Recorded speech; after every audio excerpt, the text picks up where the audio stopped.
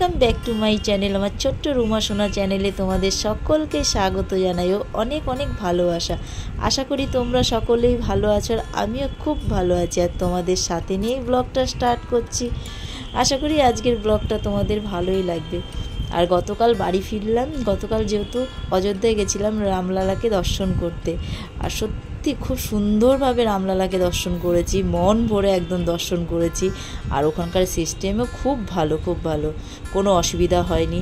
আর যেখানেই গেছি সেখানে খুব সুন্দরভাবে ঘুরেছি, খুব আনন্দ উপভোগ করেছি।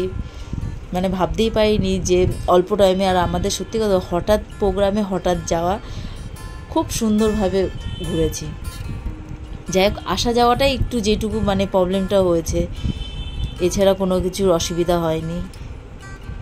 যাই হোক, খুব সুন্দর ঘুরে এসে দেখো, ঘুরে এসে ওর বাড়িতে একদম কাজকর্ম সকাল থেকে একদম সন্ধ্যা পর্যন্ত লেগে গেছে ঘরের কাজ করতে করতে।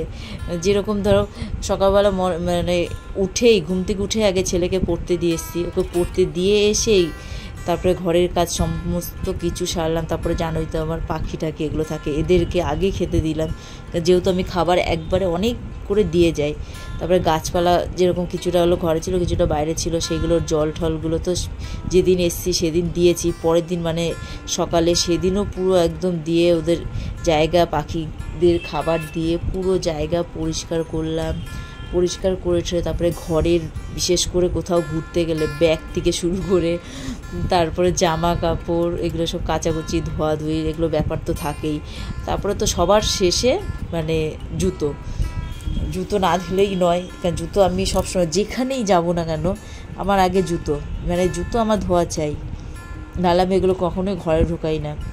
আর বাইরে তো রাফিজের জন্য সবসময় বাইরে এক সেট করে থাকে, এমনি ছাদে হাঁটার জন্য সেগুলো এক সেট থাকে। আর ওই সকালবেলা যে মর্নিং ওয়াক করতে বেরোয় বা ছেলেকে পড়তে দিয়ে আসলাম তখন এক সেট থাকে, ওইগুলো টোটালটা বাইরে থাকে, ওইগুলোর কোনো ব্যাপার না। ওগুলো হয়তো যখন একটু নোংরা হলো বুঝতে পারলাম তখন হয়তো পরিষ্কার করে দিই।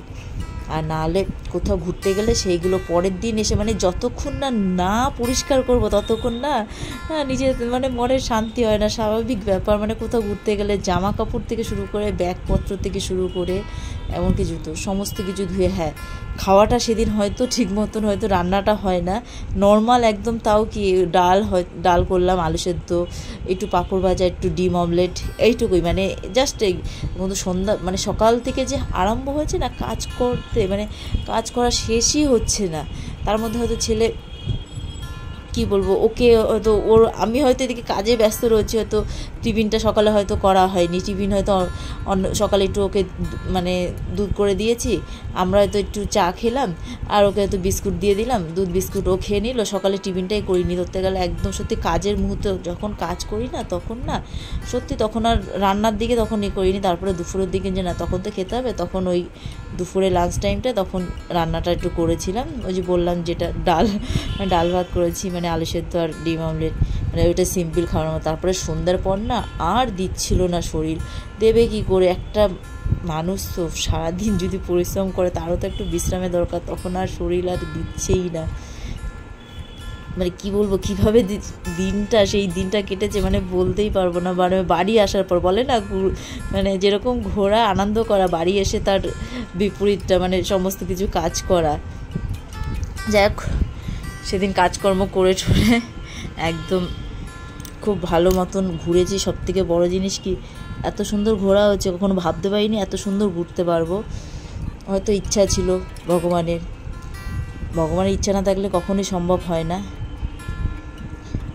যাই হোক, ব্লগটা আর বেশি একটা বড় করব না। ব্লগটা যদি তোমাদের ভালো লাগে তাহলে লাইক, শেয়ার, সাবস্ক্রাইব অবশ্যই করো। তোমরা ভালো থেকো, সুস্থ থেকো, গুড বাই, আর দেখা হচ্ছে নতুন একটা ব্লগের সাথে।